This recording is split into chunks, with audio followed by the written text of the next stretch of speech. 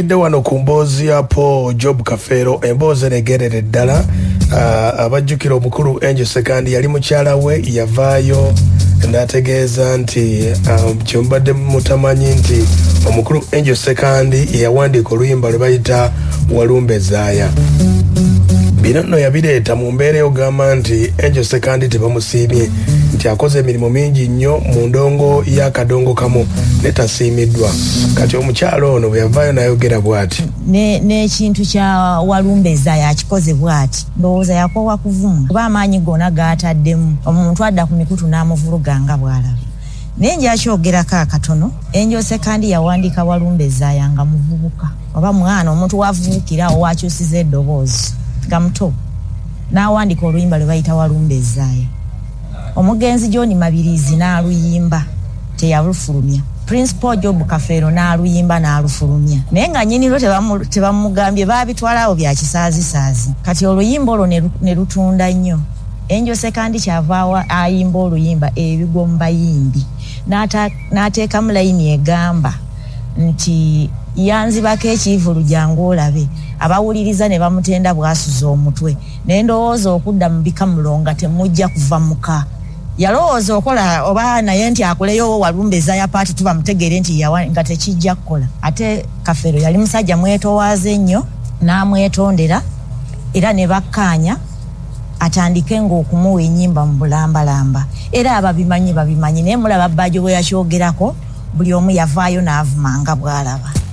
Kati oyo ye mukyala wa Angel Sekandi we yaviira yemboozi gy'obadde owulira era etambulidde ddala.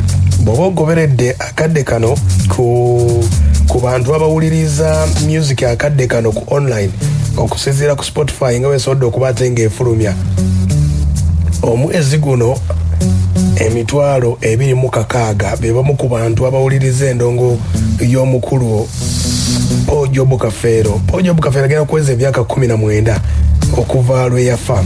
Bw'oba ogoberedde akadde kano ku Spotify ezimu ku nnyimba era kino oluyimba lwa Walumbezaaya lwongedde nnyo era abantu bangi nnyo bagenzeko nga banoonyereza okusinziira nti ku Uganda, okusinziira mu Uganda, Kenya, India, France ne South Africa zezimu ku nsi ezisinze okuba ate ng'oluyimba luno nga luwulizibwa ennyimba za Kafeero nga ziwulizibwa nnyo. Kino nno kizze mu kusoomozebwa nti omukulu ono yafa emyaka 19 egiyise. Abamu ku bayimbi be tugamba nti batoopu bali wakati w'emitwalo 4.5 ku mitwalo 2 streams zaabwe kwe zitambulira. Kati ate nga Kafeero kitegeeza nti Kafeero yali wanjawulo. Kati ebyo byonna nga tubitadde ebbali, aba famire ya Paul Job Kafeero bavuddeyo okutangaaza ono muganda wa Kafeero bamuyita Mugerwa. Kati yavuddeyo n'ategeeza n'agamba nti Angel Sekandi emboozi eno yabadde n'omukulu bamuyita Celeste Kasule nga beebuuza naye Angel Sekandi lwaki yavuddeyo okunafuya ebyafaayo by'omukulu ono. Abafamire ya Kafeero si basanyufu, bagamba oluyimba ani yaluwandiika. Kafeero atya? Walumbezaaya wa muganda wange Paul Kafeero ye yamuwandiika bwoya. Mr. Kasule Paul Kafeero mumanyiko ebintu ebimu omwaliko ffenna teyapapiranga nnyimba, yawandiikanga ennyimba mu budde mpola nga nti Paul Kafeero yawandiikira Dibbe emyaka egiwerako n'ajja alufulumya luvannyuma era yagesanga ku stage katono n'agesaako ne basekana nga tosobola kuggalawo omwenge lwagenda ofuluma nga luvannyuma nga zaalugezesa. Paul Kafeero yawandiika Walumbezaaya mpola kyova olaba lwalina amaanyi mangi. Oluyimba olwo mbijjukira lwafuluma 93 Walumbezaaya 93 mu buto bwange bwe njijjukira nali mu P4. Uno akyatubuulira Mugerwa ku luyimba lwa Walumbezaaya. Twali ewaka awo bamuziikira ddala ku kayumba awo awali we bamuziika akayumba ke twatandikirako akakola bakati akafa akasolya we twatandikirako kuba yakagulira mu ttaka eryo lyali ttaka yaligula ku mukyala bamuyita Nabisooli. Akayumba ako mwe twabeeranga. Kati obudde obwo twalina nasisa nga amuddako aleeta omusajja ogwanjo yayanjula omusajja we bwe bayita Nantongo Sisange ayanjula omusajja we bamuyitanga Kyeso Kato yabeeranga omukono omukyala oyo omwami oyo gundi yamuleeta senga Kevin Nagawa yabeeranga omukono Nasudi yamuleeta yamulabira yali mwami oyo yali looya n'agamba Pawulo akaana kano tukafunira omusajja akola ki ulira ku mukolo gwo gwennyini Kafeero oluyimba walukola atya soka ulire wano kati Pawulo yalina oluyimba olwo mu kitabo ng'alulina nga waka waliwo mu lulimi oludongo olumanyi waliwo kye bayita dwaigita edongo etali ku masannyalaze naye ng'ogikuba muzikubanga munoonya tuyiza kati yalina kati nga ne Walumbezaayo ali mu kitabo ali mu luwandiika kyava agamba senga Pawulo oyo manya senga Nagawa ne Paul baali bakwatagana nnyo baali baagalana senga oyo yono eyabayombya ne munyina eyabatabula ne muze afudde n'ebyo tetujja bigenda baali baagalana nnyo era kyobola yamugamba amuziika ku ttaka lye kankati nagira namugamba senga nino ng'olojjukira nga alina zimuvubuka munnange kinyakunene paati 2 alina kinyakunene paati 3 endala kati kyava agamba senga nina omulamwa ulira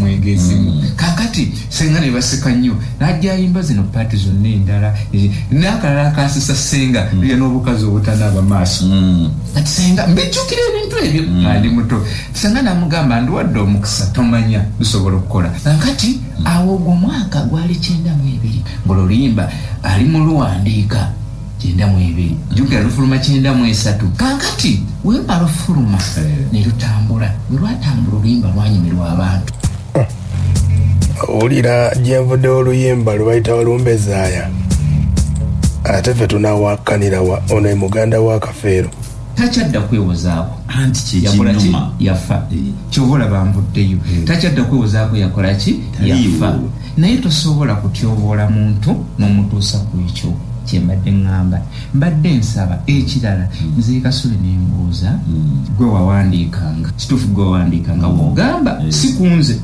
oba ku bantu abalala gwe wawandiikanga gwe wogamba na bulungi gwe wawandiikanga ennyimba z'omugenzi agenda kuweza emyaka 19 kumpi agenda mu abiri kakyagava mu bulamu bw'ensi eno nze ngamba owandifunye chance gwe badde owandiikira atudde mu kkubo lyo n'avaawo senga kati oli mu kiti ekyadde ne bwaba tugambe nti yamuwandiikira oba lumu oba bbiri oba ssatu oba ttaano yazimuwandiikiranga mu mutima mubi oba mulungi okitegedde kyekibuuzo ekyo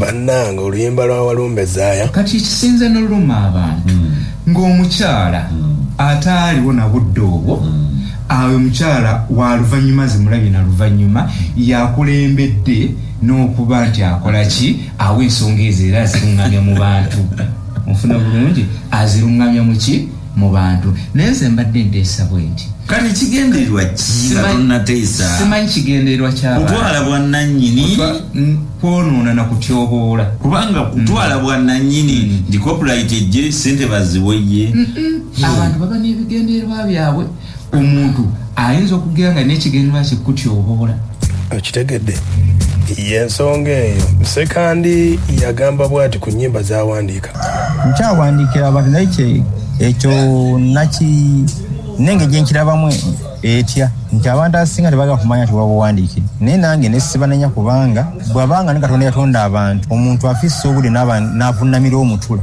naye nga n'omukka gwassa Katonda yagumuwa kati ekyo tekyankiisa nnyo mu birowoozo byange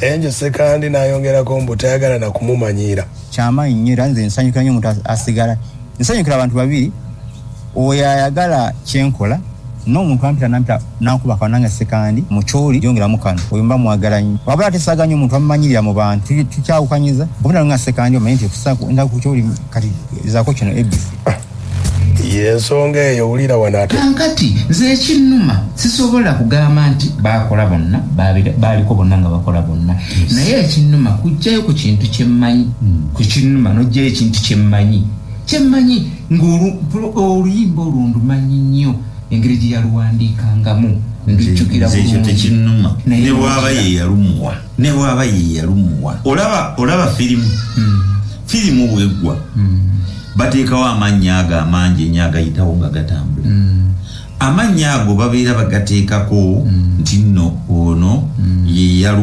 yagiwandiise ono ye yagiproducinze ono ye yabambazza engoye bakoledde mu hoteri gundi bakoledde ebyo si kipya naye okireese mu mutima ki kubanga olabanga abayomba olabanga naye nga gwe bayombesa musajja atutaliiwo kati amazima ne bwe gaba gafaanana gatya tajja kuvaayo ayeyogereko